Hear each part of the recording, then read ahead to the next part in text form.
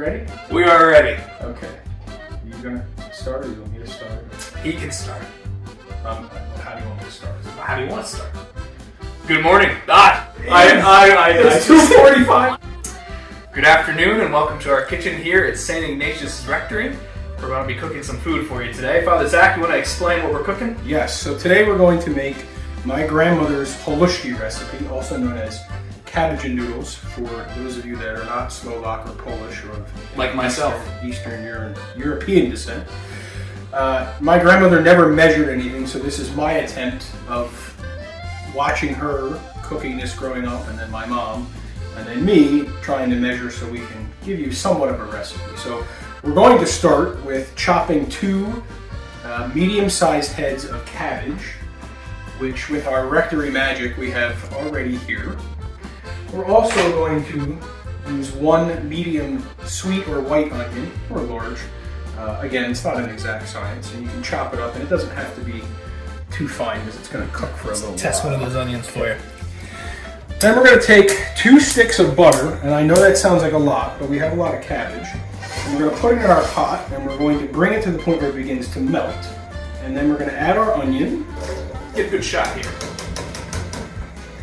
And you can throw a little salt and pepper in there for me, Father.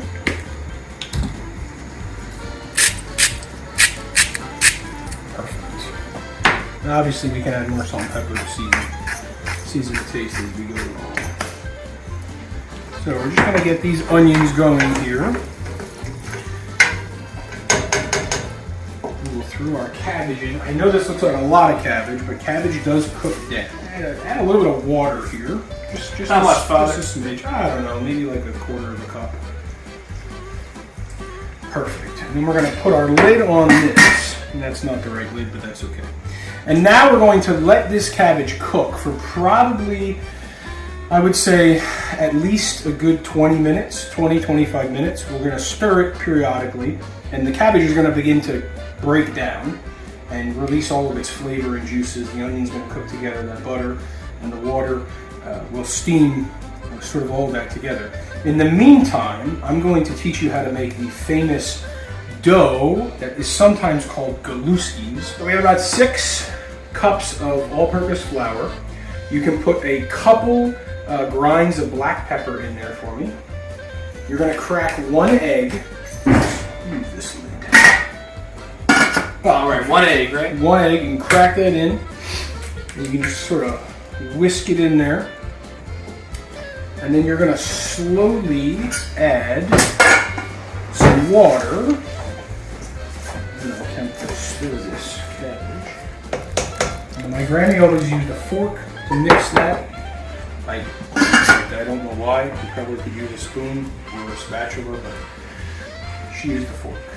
So once we mix in our water and our egg and the flour, let me get a shot of this here. We get this very sticky dough consistency.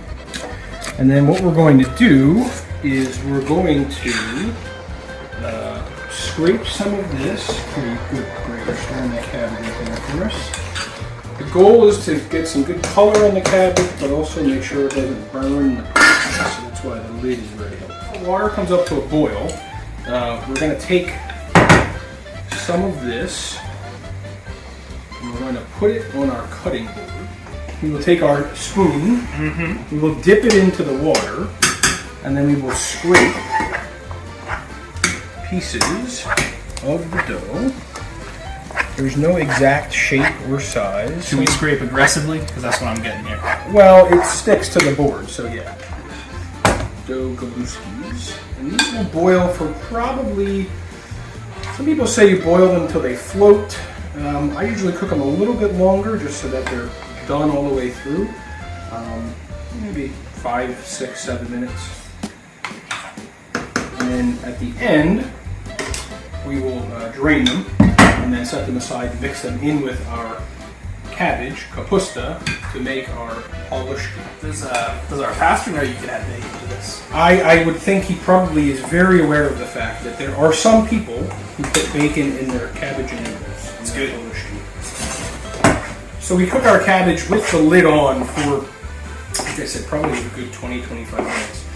And then there's a secret that I'll tell you as we get closer to bringing this all together. So very hot. We'll take that part out. Like sweating. Oh, here we go with the fan. That's how you know Father Zach's been in the kitchen. There's a tornado that's running through. It's some nice tears. You're still filming this, aren't you? She is. Okay. Keep cooking this down. Now, I there's a special pot. Okay. Do we have that special We do pot? not. I left it at home. My mother was going to drive out last night at about 9 o'clock to drop the pot off, and I told her no, that was not necessary. Anyway, back to this pot. So my grandmother had this silver pot, and I don't know if you can still buy them, online or not. I think a lot of people had it. Silver with the, I don't even know what kind of metal it's made out of. It's got this dome lid on it, but it's what she used for her halushki, and she always used to say the butter browned the best in the bottom. Louder, you got to like. Oh, I'm just because you're on autopilot right now. I'm cooking. Okay, but like, but are you cooking live or are you? I don't know. Is she recording? I try to get her to cut, but she wouldn't. Add in a little bit more butter. Just a little bit.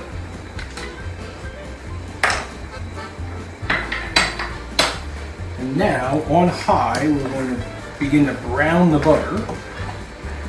And you got to be careful so you don't burn it. This is where that special pot will come into place, because what's going to happen is the cabbage is going to start to get a little dark. And that's where it gets that sort of nutty flavor, and that's what makes it taste so good. All right, should we put our noodles in now? Yep, so we're going to put the dough in. And we hold the bowl for you? How do you Yeah, sure. It's probably hot. You want to take spatula out? Yeah. All right. So we'll just dump some of these in. And let's go all of them. Can never go wrong. We know what we're eating for dinner tonight. That's correct. All right, and now it's as simple as just stirring this all together. Now, Father, this is one of you do like cabbage. I love it. It's one of the reasons I wanted to teach you how to make it this time. All right, and then any good chef knows, or home cook knows, before you serve it, you have to taste it to see whether or not it needs any last minute touches, which would be a salt and pepper. So I'm going to try to taste this without burning my face off.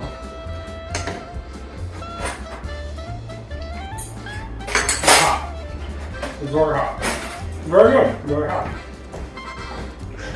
Need any salt and pepper? Ice pack, perhaps? Whew. I'm going to do a little salt. Just a little. Just a smidge more pepper. Some of the onion that's browned. This is good the same day, but it gets better the longer it sits in the fridge. So if you want to make it ahead of time for a party or a parish function, or you're just hungry for a halush, Oh, we gotta try it. That's part of you try it. I can't eat on this film. That's like a whole thing. You know how they're like on Food Network? can't you just taste it and tell me if it tastes good? Okay, I can do that. So here is our final product, our halushki, cabbage and noodles. Let's give it a taste and see what we think. Great. Very good. Delicious. What do you think would go good with a meal like this? Well, it's not a super heavy meal, but I would say after having a nice bowl of this, probably something maybe like homemade chocolate ice cream or something like that for dessert probably would be best. What do you think the pastor's up to right now? We're going to make something that's easy and fun. We're going to make our own ice cream. So it's so much fun for the whole family can get involved, the kids, the grandkids, but it's so simple. Here's what you need. 2 cups heavy whipping cream. 1 can of sweetened condensed milk, 14 ounce. Little vanilla extract, and a pinch of salt. Okay, you don't need a sophisticated, expensive ice cream maker. All you need is a $10 mixer, and we're in business. So follow along. It's not difficult. It doesn't make a lot. It'll make about two of these aluminum bread pans worth of ice cream.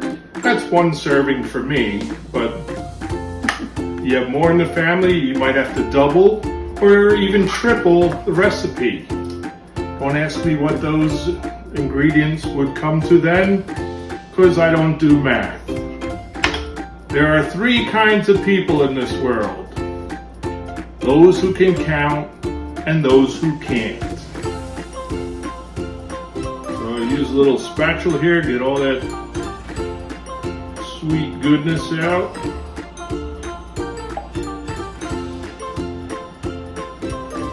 This is the best part. The kids love licking that.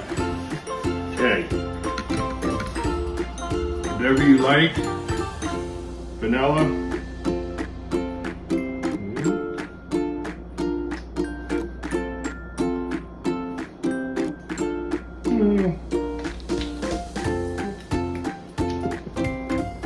Okay, just incorporate the vanilla into the condensed milk.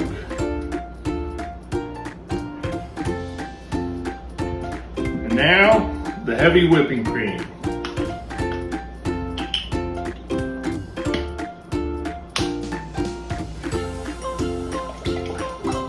Two cups.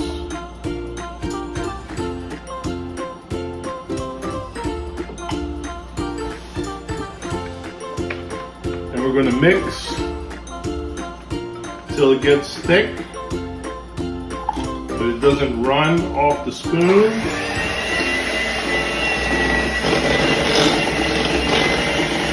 Takes about 5 minutes, maybe a little longer, but the kids would love this. So we're just about ready here through the magic of filming. You don't have to add salt if you don't want to, if you're not supposed to. Salt always brings out the flavor though, so you can. Just a pinch. Oh, that looks good. Again, kids are gonna love licking the beaters, as I do. Okay, just hands.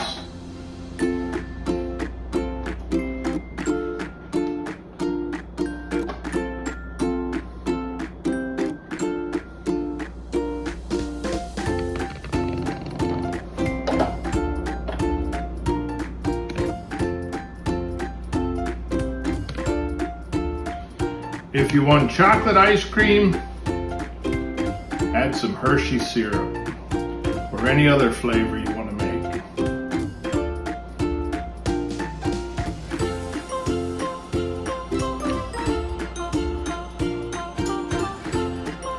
Now, one important step, make sure these are covered.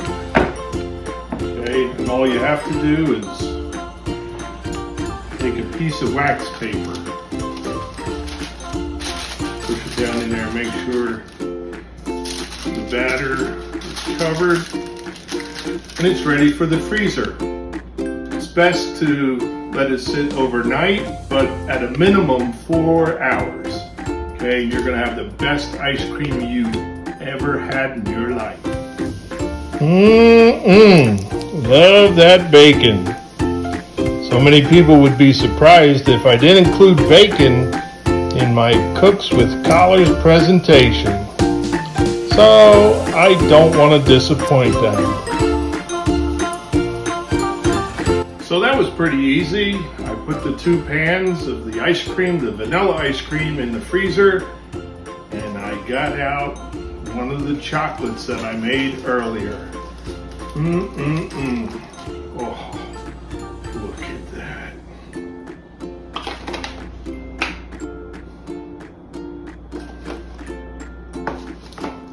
You're probably wondering what happened to the bacon.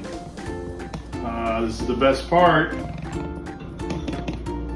There we go. All you do is take 1 piece of crispy bacon right over, I like it on chocolate, right over your ice cream, and oh yeah. Now we're talking a piece of heaven here. Let's see. You know, bacon makes everything better. Even ice cream. Even your homemade ice cream.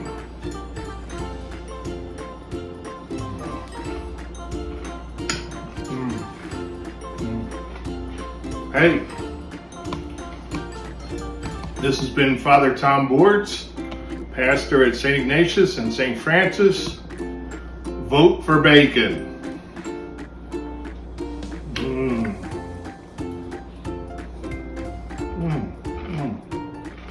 Oh.